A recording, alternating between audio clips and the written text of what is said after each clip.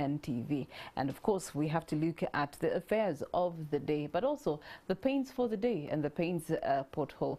To Spire Sentongo, thank you so much for inspiring Ugandans to use social media and actually champion this conversation, Kampala Pothole Exhibition, which is the hashtag that has been taking Twitter awash with photos and videos. There's someone who posted a photo and said this crater lake is 3.5 meters deep. There's photos that I have seen where cracks have grown to the extent of becoming the escarpment, the East African escarpment. So many of us who never got to see it physically, as it was told to us in class, in Kampala and some parts of Kampala, there's the East African escarpments. Now, of course, we also have been running an initiative here on NTV. We've been having a pothole campaign showcasing the different potholes, because maybe sometimes these people in leadership, where they stay, really, there are no potholes, or at least every time the pothole pops up, it is repaired instantly and immediately because of the syndrome that Chris talked about: high court, high people. Therefore, high people, high roads. So Muntua Wanzi is been really suffering. Here are some of the pictures that have actually been going around social media that are disturbing to the eye. Now imagine that. Potholes that have that was the winner. The gentleman chooses to fish in the pothole. Now, of course, you know, it's been a rainy season all the way from March, April. It's going to be ongoing rainy season till end of May, perhaps. That was the heartbreaking one.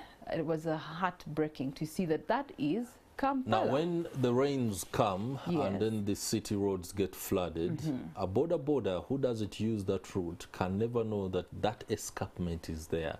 And that's why you find people slipping into these, valleys when it's on a rainy day, and then death occurs. So at the end of it all, what we are seeing is despicable, unacceptable.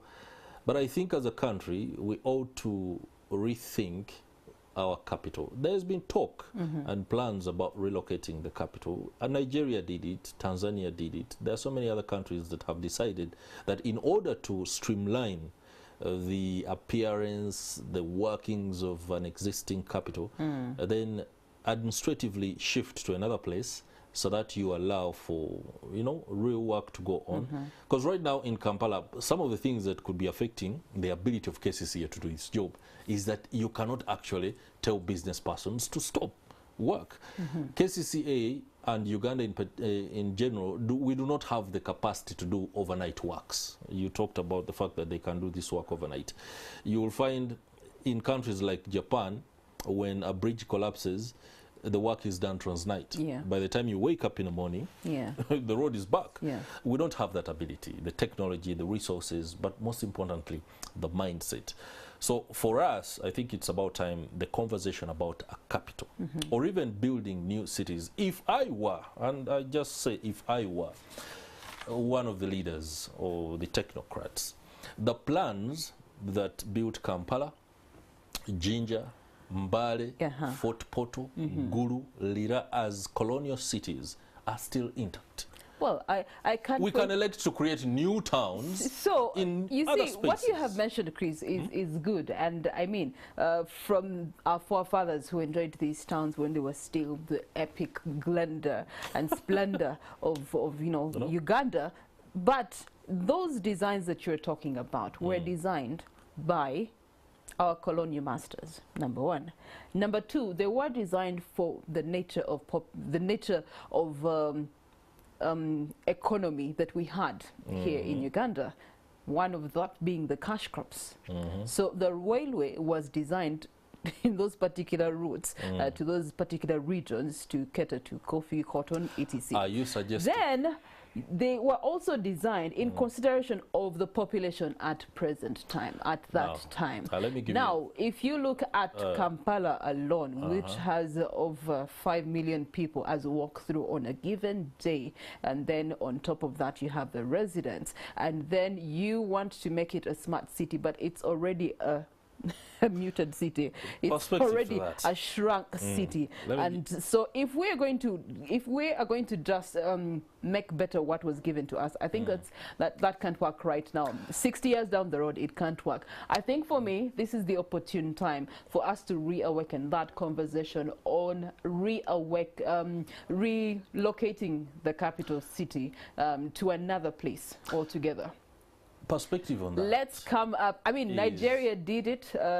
They moved out of Abuja and got another city that is their capital city. Now, we can also use this as the opportune juncture, because the honest truth is that even if they allocate how many millions and billions of money, it's not going to sort out this issue in one go. It's not going to sort it out in one financial year.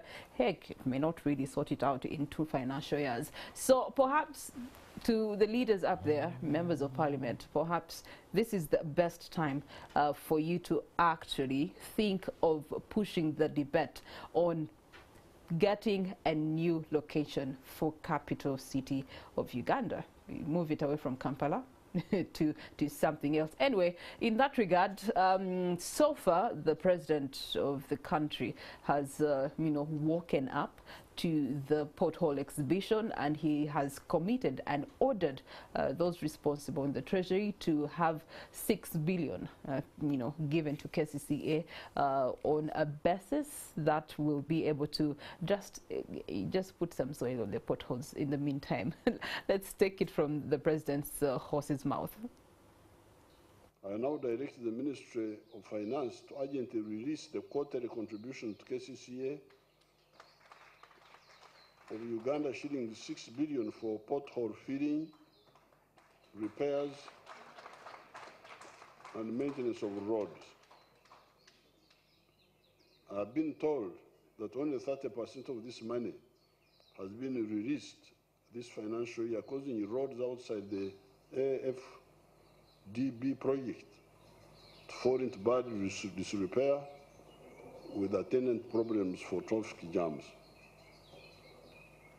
I task the Kampala Executive Director and her team to give the country an account of progress in this matter. Kampala City Council should give monthly updates on the cleanup, repair, and maintenance of the roads in the city.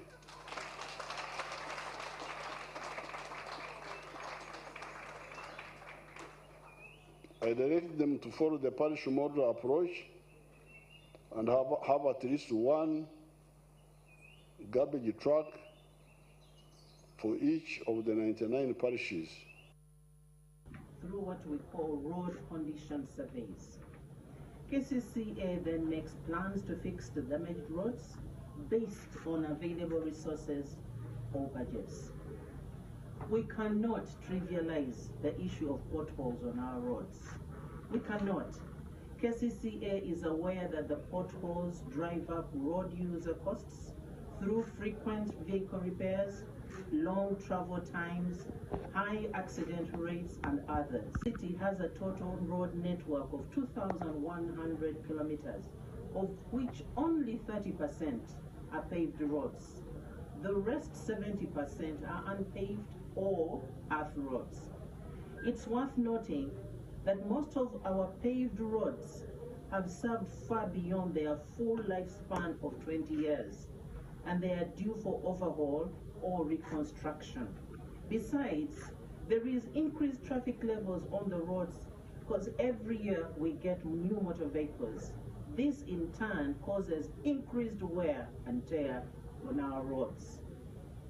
KCCA is currently constrained by the limited budget provisions to turn around the situation. By December 2022, KCCA had, using the condition survey methodology, had identified an area of 8,500 square meters of potholes around the city. These were spread across the 5 divisions. In 2022, we started work on those potholes in earnest with the funding that was available. KCCA covered potholes on several roads across the 5 divisions. Well, guess what? I'm having a debate here with Honorable Barimwenzo on what the KCCA Executive Director has mentioned, the lifespan of roads in there. She says that most of them have been designed to last 8 years. But he's telling me that by design, some of them are supposed to be between 10 to 15 years of a lifespan. Good morning to you, and how are you, Honorable? Good morning, my sister, and good morning to you, all viewers. Okay, so let's continue with this debate that we were talking about. The lifespan of the roads that presently exist and in Pothole, Dianid. Yeah, it's important to note that, well, Kampala, capital city, is the face of Uganda, the economic hub of the country. And as you're aware that over 70% of our GDP is from Kampala. Therefore, we must give Kampala this face that it must attract. But unfortunately, I think Parliament is not seeing it that way. It's just of recent that they have recognized that perhaps we need to appropriate enough funds for our roads in Kampala. Road infrastructure must be on the agenda of every country because they do the connection. And therefore, we must address that issue. A road is designed for a certain period of time. We have 2,110 kilometers of road network in Kampala, but only 620 is paved. 30% of the paved roads are okay, and 70% have outlived their design life. And therefore, we need an overhaul of these roads if we are to have them proper. Over 1,700 is unpaved. Some of them are earth roads, some are gravel roads, and therefore we need to kind of improve, upgrade these roads to give this country a good picture. That's the reason we say we need more money. A road infrastructure is an expensive venture. Well, it's that everyone should appreciate. In that regard of expense, and of course, I know that you do a lot of planning as a representative of the people of Nakawa East, and you're always planning that the next financial year, what is more important, what's priority. For things like roads, knowing that you have put up a road by design, it's going to stretch you 8 years.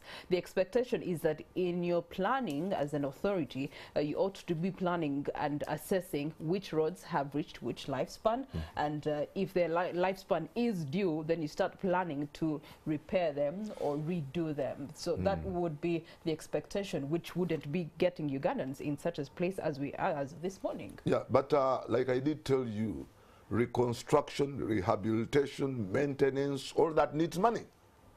And big money. We can as well design roads for 20, 30, 40 years. We have different types of roads, depending on the pavement. We have flexible pavements, these are the common roads here in Kampala. Then we have the rigid pavement. Those are basically expensive roads and made of concrete. Therefore, it will depend on how much you have and the scope of work. For example, we have given out a contract to Chinese to construct the Port Bay Road, which is going to be dual carriageway. A dual carriageway will not be the same cost with a single carriageway. And two, what other components are going to be put on that road? Do you have walkways? Do you have underground drainage system? Do you have security lights? Do you have signal lights? So all those are components that make up an holistic road. Majority of our roads are not designed holistically. They lack some of the facilities that make a full road, and therefore the cost will always depend on the scope. What I'm hearing him say is that yes, they can contract a contractor to do the work, but do they give the contractor the amount of money to do the work in the time frame or the timelines that have been awarded to the work that we're speaking of? That's another debate altogether. We're going to be taking a short breather. Expectedly, spokesperson for KCCA, Simon Kasiati, is going to be joining us and giving us his side of the defense. I will tell you, it's quite hot in studio this morning, and it's so hot to the extent that spokesperson KCCA today has worn a tie instead of his, traditional trademark of a bow tie. But I will allow him to greet the people of Kampala. Good morning to you, Simon Kasiate. Good morning, and good morning. It's a pleasant morning this morning, especially coming in from the fact that last evening the President did issue another of the very welcome directives to the Ministry of Finance to release some cachet of money to the Kampala Capital City Authority to work on those pothole-riddled roads that are not part of the grand project called the Kampala City Roads Rehabilitation Project. And that comes in as a huge point of relief. But also it comes in as the morning after an incredible debate which the Honorable Member of Parliament for Nakawa East, who happens to be my Member of Parliament, also participated in the August House yesterday, calling for Parliament to recognize that here is the capital city, or should we say the sitting room of the country, and it deserves better in as far as budget appropriation is concerned. And so we are, if I may use a Luganda adage, we are in such a happy state, and if you have taken a keen look around as physically, not on the screens of your phones, many of you who spend more time on social media as opposed to being actually on the ground, you recognize that quite a lot of work is actually ongoing in as far as sorting out the pothole menace is concerned. So let's talk about the funding for the pothole situation in Kampala. Presently, I know that you've been forced to the aid to come up with sort of a budget. So let's just cover the potholes. To what tune is that? Without going into the specifics of the amounts of money, what we do, like the Honorable Member of Parliament did tell you before I joined the set, is that we have a team that goes out every single day to monitor, evaluate, and identify the situation of our roads. Our roads problems are not so much even about just potholes. It covers many other facets, including drainage, including road safety, including usage, and of course, putting in consideration the growing population and the increasing activity on our roads. That informs our forward planning, which then informs our budgeting process. We make a request like this for last financial year. We made a request of about 100 billion for regular maintenance. And what were we given? 26 billion. Like they say in English, you can only cut your coat according to your cloth. So what you see is as a consequence of how much we are given vis-a-vis how much we need. Now, when we do that, we do so in some kind of prioritization fashion. And as you are aware, these potholes are appearing not so much because of anything else, except the fact that our roads, many of them, have gone past their useful age limit. 20 years, 30 years plus, without any major maintenance regime on them. Largely because, as a people, and I'm sorry to give an indictment on ourselves. This is on top of the fact that the lifespan can only stretch as up to 15 years. Absolutely. But then they go beyond 15 years to even have an overhaul. Absolutely. As a people, it's ingrained, I think, in our own culture that we never fix what hasn't actually broken. I'll ask you, when was the last time you did, out of your own volition without feeling any pain, a personal overhaul medical checkup?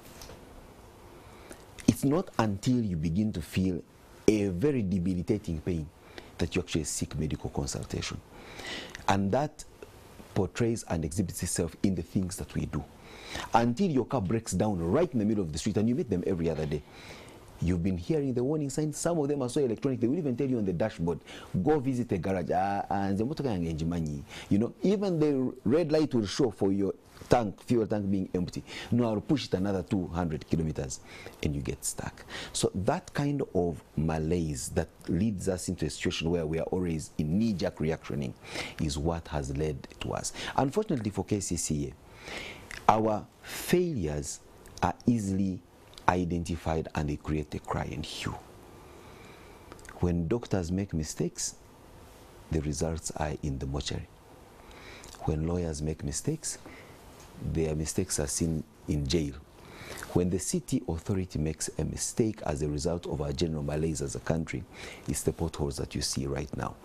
So let us all as a people introspect, from members of parliament like Honorable Balimwezo, and every one of us ask ourselves, can't we always plan for regular maintenance that keeps us living longer and staying on course? As I conclude, one time I visited a Western capital, and while taking a bus tour, the tour guide said, "Simon and group, please welcome to the city of Toronto, a city of 2 seasons." I was flabbergasted. I said, 2 seasons? I thought you had 4, winter, summer, spring, and autumn. He said, no. The 2 seasons are construction and rehabilitation. At any one time, there is some construction going on, and then rehabilitation going on. He says, this 8-lane boulevard we are on, at no time have we ever had all the 8 lanes open. There are always maximum 6. The other 2 are either under construction or rehabilitation. Does that happen here? No. We wait until it breaks down completely. We then begin to fix. Sometimes too little, too late. And like I always like using English adages, or even local language ones. They say a stitch in time saves what? Saves 9. Okay. Well, thank you so much for that, Simon. Now, of course, it all goes back to mindset. Honorable, yesterday in Parliament, the Deputy Speaker was also very loud about it. He called them by design, the shape, the deep, shallow, wide. Some are wet. Did he mention the shape like a trapezium? But just the manner in which even he said it was not a shock. He's very much aware to represent that Parliament is very much aware, legislators, decision makers, Ministry of Finance is very much aware of what's going on. It didn't start yesterday. Maybe campaigns on social media started yesterday, but these potholes didn't start yesterday. And the need to change the mindset of those that have the power to change the state of the capital city. Is the will there? I think on this everyone has a role to play. When you find someone pouring garbage in our drains, it has an effect on our road infrastructure. You are aware that when it rains, our roads get submerged in water. And the greatest enemy of a road is water. And that's the reason that we design drainage structures, to make sure that we get rid of water. When you look at our ecosystem, the gateways of water have been encroached on by the mafias. So whenever it rains, we have flooding.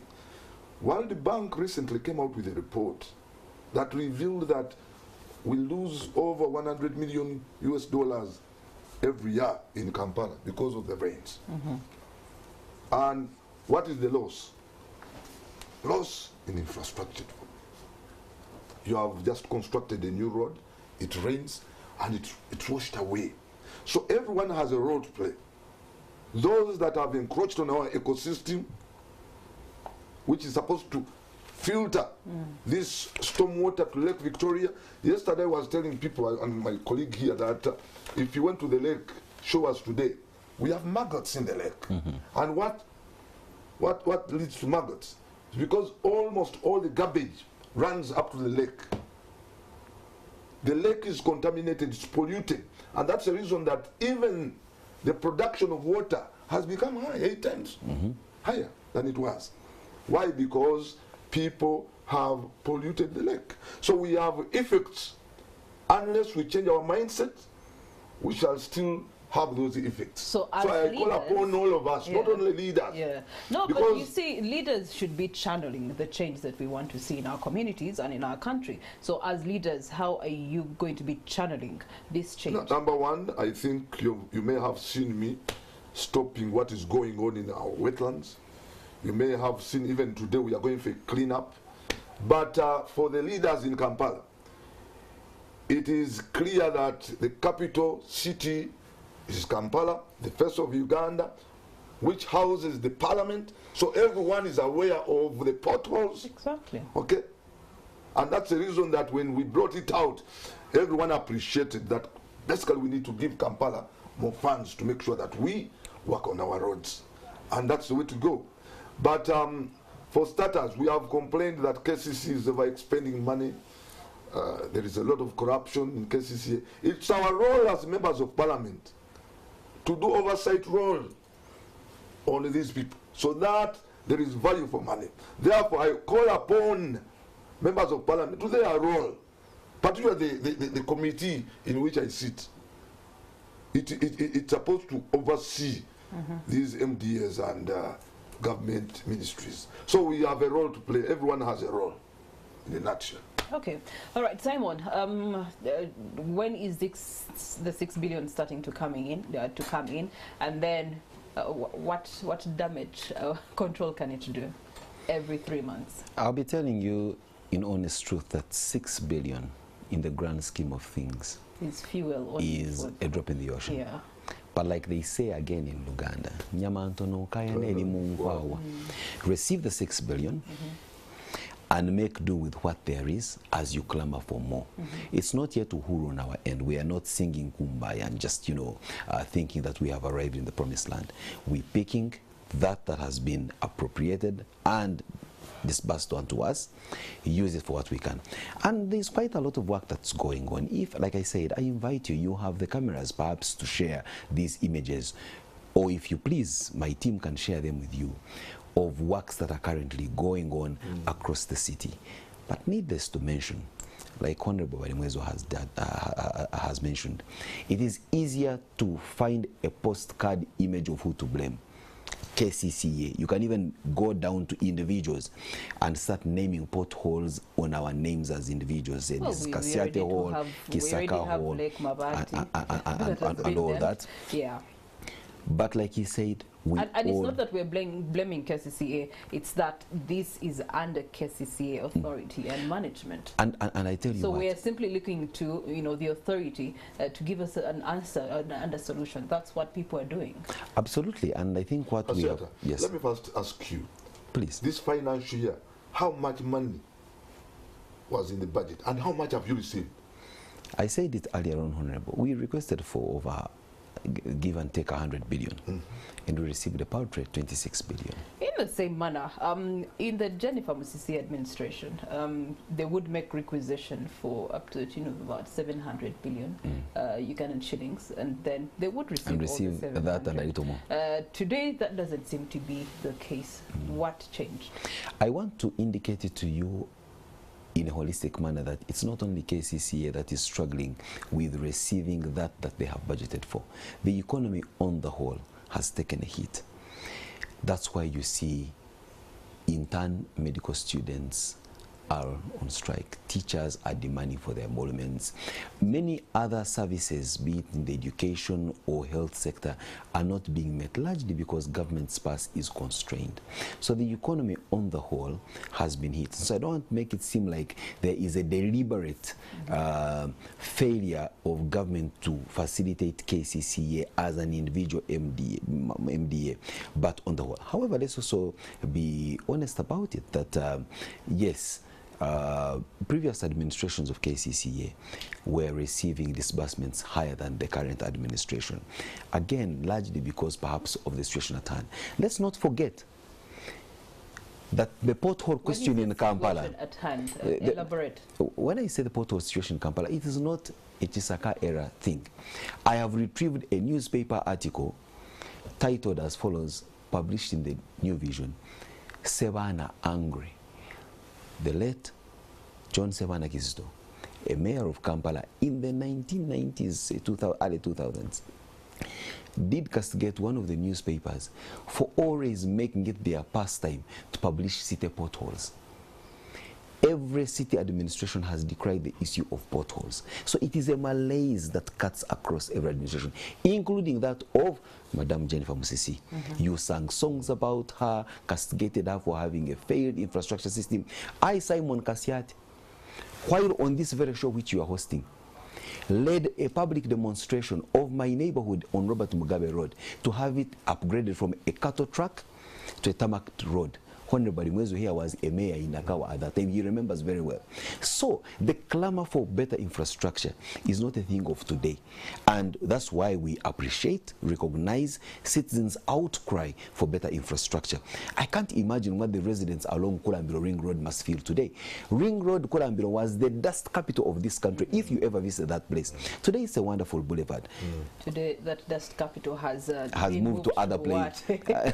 Well, Okay. which is not in Kampala district, right. I must say. Honorable Kasiate makes a good argument.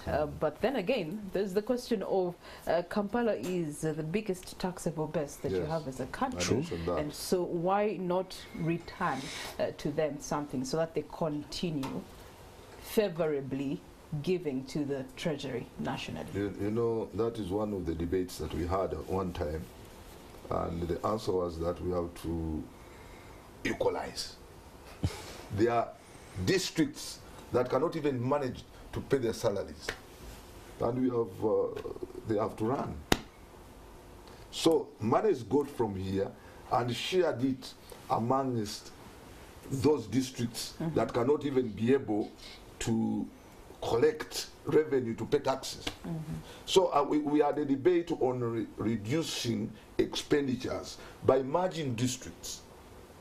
Reducing expenditure by reducing on the number of But members. you're not merging districts, you're creating more districts. That's the challenge. You are having more cities. And that is political anyway. That's where the president basically benefits from.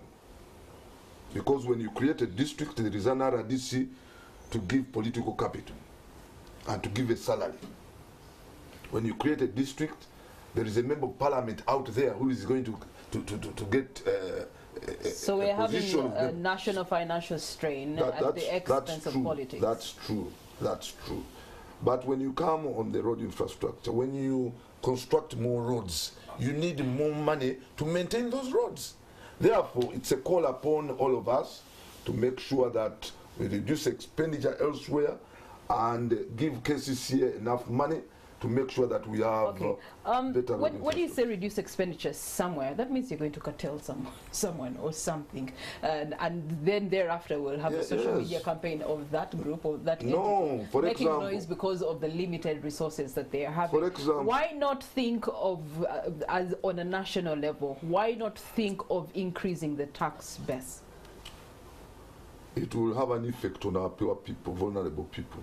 Yes, but are we going to be appreciative that they're poor? Why not give them a status that allows them to then become maybe, middle income earners? When you overdrain the people, you may instead create a virtue. Therefore, we need to calculate. When you put a lot of pressure on our people, you're killing the economy. But then you're killing Simon. Let me tell you one and thing. he's wearing a tie because of you not having that consideration of increasing the tax base. We have currently, because his very people are even being double taxed. Yes. We have currently we have a budget of 45 trillion, but for the development budget, it is less than 20 trillion. A lot of money is going on paying debts. You get the point? We lose a lot of money in giving incentives to investors. Honorable, you're also losing a lot of money because that investor, there are 10 trucks that have to bring in goods to Kampala have to go through those potholes. And that means that they're going to have more mechanical challenges, which means a cost that was not initially budgeted for. And that is all going to be put on the end buyer who is going to be facing that pressure. I don't. Do you ever consider that cost you call in repairs is an income to a spare parts dealer? That's true. I'm just kidding. But no. There is a member of parliament that I accused. He was telling me, don't give KCC money. Don't give, but he has a garage. And that's why. He has a garage. you see, so when I was starting, I think I remember, I told you how much. Some selfish leaders in there benefiting from this situation. Yes. When I was starting, I think I remember I did tell you and the public that we lose over $3 billion in productive time loss. And that is an effect to our economy. Okay, Simon, while this is the case that it's not about to change, you know, the authority has to do its mandate to the city. In regards to of priority right now, and especially in consideration of the business sector, what is the priority plan for the business sector? I don't want to put it to you in the sense of preferential treatment, like, you know, the campaign All Lives Matter. So all sectors in this town do matter. This is not just, you know, business can traverse everything, because even your own mental health contributes to the business. Very true, in this because country. I really worry when I'm going that home. the aesthetics of this city, the beauty of this city, speaks to tourism, that speaks to business. For us as KCCA, we are saying we are not going to parcel out sectors, the business, the other. We are going to provide the service that we owe to this city, which is good infrastructure, in tandem with our smart city agenda. My executive director has consistently mentioned and spread the word of smart city. Okay. On three pillars. Listen. Smart city no longer appeals to Kampala. Let's talk about the road network. You'll be surprised. You have The smart city campaign undergoing. What is failing that to take flight? The smart city is like a stool on three legs. Technology, infrastructure for the well-being of the people. Tip. Everything we do, we must consider those three facets. You ask me about the Kampala City Roads Rehabilitation Project. 5 lots spread across the 5 divisions. Incredible roads leading up to about 70 kilometers of road network. I'm happy to inform you that for the most part, lot 1, for example, the trucks and earth movers are on the ground sweeping away. Send your cameras right now to Old Mubende Road, just off Busega. Send your cameras to Kabega Road in Nsambia. You will see what you consider to be actual works. Go right now outside Makerere University Business School at that road called Port Bay Road. You will see that trees on the shoulders of the roads have been felled. Water and electricity lines have been excavated and moved further. And in fact, on that junction to Shakazulu, for example, earth movers have parked. Contractors are mobilizing. They are hiring local staff. People here, you're spending time on social media castigating road networks. Adverts are going on for works, for jobs. They are looking for premises where they can park their trucks and materials as stockpiles. They are looking for local materials, having them tested in laboratories. They are having negotiations with utility owners to move their lines. All that is part of the construction works. The problem is with the Kampalans, when you tell them that works are beginning in February 2023, they expect the works to be done on February 1st.5. They don't even wait for February 2nd. You told us February 1st. So on February 1st.5, Kasiate, where are the roads? And I said, road making cannot move faster than making a Rolex. I know we're used to chap nyanya mbisi. They don't even wait for the nyanya to be cooked. You want a good road. We will have to bear with the patience of 30 months, for example, to have the kind of road that we'll be proud of. Honorable Mwezi did mention the infrastructure and furniture is going to be around these roads. This project is going to bestow unto us 30 public toilets. You, madam, if you needed nature's long call and you are somewhere on Ukulambiru Ring Road, unless you enter someone's shop, where would you go? There's no public toilet infrastructure. There are no roadside markets for young women and youth. There are no parking spaces for huge trucks, and that's why many of them break down in the middle of the roads and cause traffic chokeholds. You need to signalize most junctions so that you don't have traffic holdups at roundabouts. Instead, have smart junctions. He talked about drainage being one of the major furnitures of road infrastructure that prevents breakdown. We are creating covered drainages across all our new roads.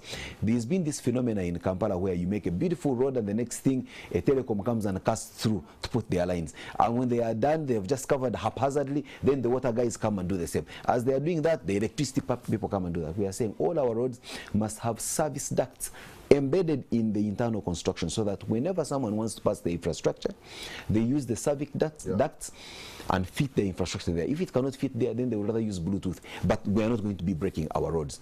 We're going to have street lighting. Never mind that we are aware that as soon as we put up our beautiful street lights, you, the Kampalans watching me and you, will go and climb up, steal the bulbs, steal the solar panels, and break into the ground. But we have CCTV cameras for that. It can sort that out. CCTV normally is for post-mortem purposes, not for prevention. We've seen you, Kampalans, steal the CCTV cameras installed by the police. Wow, do you have evidence? But of course, you go and look out for these installations where they go. For the evidence that you have signed. Absolutely. But bring it back to you as a legislator, Honorable. Picking it up from coffee, the Pinetti situation. So many wonderful incentives are given to foreign investors, and they're not given to the local investor. Exactly. In this very same debate, we've had our leaders referring to foreign tourism as the one thing that can push them to have a consideration to increase monies or give KCCA money. And other regions, by the way, it's not only Kampala, there's so many other regions with broken roads. And the incentive of it is their image to the rest of the world. The incentive is the foreign tourism is being affected. Not considering the local tourism, the incentive is we have so many visitors that come into the country. Are we not, you know, citizens of Uganda? Why do we continuously see this recurrence in the undermining of citizens of Uganda in such things? Sure, I think I was with him yesterday, and he mentioned that over 60% of the tourists that come in the country end up in Kampala and go back. But what picture do they take back home? And that's one of the reasons that justifies we need to make good our sitting room. And when you say pictures, people are taking selfies every second. Yes. So the pothole will be at the back of that selfie. Yeah, we have expended money uselessly. We have given out money. For example, recently, Ministry of Finance, through the 3% that is given to them in the Public Financial Management Act, they gave out over 274 billion to Atiak Sugar. A company where we even don't know our shares. In the same supplementary, they gave out money over 135 to State House, and another 65 to State House. Classified expenditure. Therefore, I think members of parliament have to look at our local and build our local capacity. As we speak, we have domestic areas of over trillions of money. Honorable, while you say all that, the question of someone is that what do Ugandans have to do to be considered holistically without... No, the opposition came out. The opposition came out with facts about our expenditure, and we said, I think it's enough. We lose over 10 trillion in incentives to investors, particularly those foreign investors. And I think we also opted to make sure that we pay off our local investors, because this is money that actually remains in the country to build the tourism, to build the local industries. And as such, we have to, I think, stick to our guns and make sure that we emphasize the local building local capacity. In your closing remarks, while of course this conversation is based on Kampala, it's terrible out there. It's far worse in Jinja, actually. It's far worse in different other cities and parts of this country. So this is not just a capital city matter. This is a national matter. What's the commitment of government moving forward? I think we did say that for road infrastructure is very critical for any economy, and we have come out with an issue of at least giving every district $1 billion shillings. That was a recommendation. But it takes 10 billion shillings to cater to 1 kilometer of a road. No, we have local small roads that we can work on using the 10 billion. That is not only the money that is going to be given. We have also money from the road fund. And is this committed into the next financial year? Yes, the road fund has a lot of money. In fact, if the road fund was operationalized, we would have over 3.6 trillion. Okay. So as a person, I think I may opt to go into courts of law, because that money from the road fund must be ring-fenced, but government is using it otherwise. Okay. All right. It goes back to the debate we had earlier, that if you're going to cut from here to make good here, someone's going to suffer. Simon Kasiate, what confidence do you give to Banakampala, who have to deal with this for perhaps till end of year, or till the next financial year, or till the 6 billion actually matures onto the KCCA account and the likes? What I can tell you in as far as managing your expectations is that even with government disbursement, the solution of our aging infrastructure is not going to happen like the waving of a magic wand of boop, abracadabra, here we are, we have boulevards all over. The Honourable Member of Parliament did say, and I agree with him, that this city has 2,100 kilometers of road network, but only less than 30% is paved. It means we still have the bulk of our roads unpaved, they are dust roads.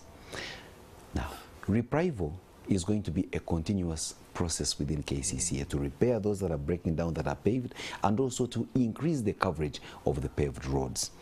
What we do at KCCA is like what the clergy do. For the last so many years, that commandments were given to Moses on Mount Sinai. You remember when that was? Old Testament. Jesus came, died for us. New Testament. Every single Sunday, there is a prelate on a pulpit preaching goodness, love, and kindness. Has that ever stopped crime? Perhaps not. The prison guys will keep telling you that every day they get a new inmate in jail. Against the preaching of do not steal, do not. You look at the newspaper. What does your headline of the newspaper that you have today say? Someone has just been sent to jail. A new person is going to jail every single day. Never mind the fact that there is continuous preaching against good, against doing bad. Likewise, KCCA. Every day there is going to be a continuous effort on our part to repair what is being broken. Okay. Because we are aware that something is breaking down. There's a every question single for day. you here, Simon, as we conclude. I couldn't ignore it. You have referred to the the pulpits. They also say that all sin is equal, but some sin is greater than the other. So while all this is going on, there's some people who are questioning why is it that you have in some divisions of Kampala, even the feeder roads up to people's gates are tarmacked, but in other parts of Kampala, it's not the case. From the political end of it, the president has continually alluded to the fact that it's because people vote badly. But really, they shouldn't be faulted for that and have poor road network. So in that regard, the feeder roads, are you only considering the main roads or even the feeder roads in the rehabilitation project? Like we said, 2,100 kilometers of road is everything, including that little path up to your house. Only less than 30% is paved. The consideration of what gets paved and all that is what KCCA does, oblivious and blind to political shade and affiliation. Ours is service delivery, and service delivery does not distinguish between what political color you wear or otherwise. My good MP, Honorable Barimwezo, has supported us in many ways in the city, but he knows that the benefits are going to come to people who also subscribe to other political parties or those who do not vote for him. So for us, it's service delivery across board. This debate is not going to end here, nor today. Of course, it puts into spectrum the fact that it's a budgeting season, and so different entities are putting in their budgets for what they expect and plan for the next financial year. It's also should be in consideration of the fact that we do have climate change, and that climate change is definitely affecting what we see in Kampala today. So we will definitely be broadening this conversation as we continue on with Morning at NTV in the near future. For now, we're going to be taking a short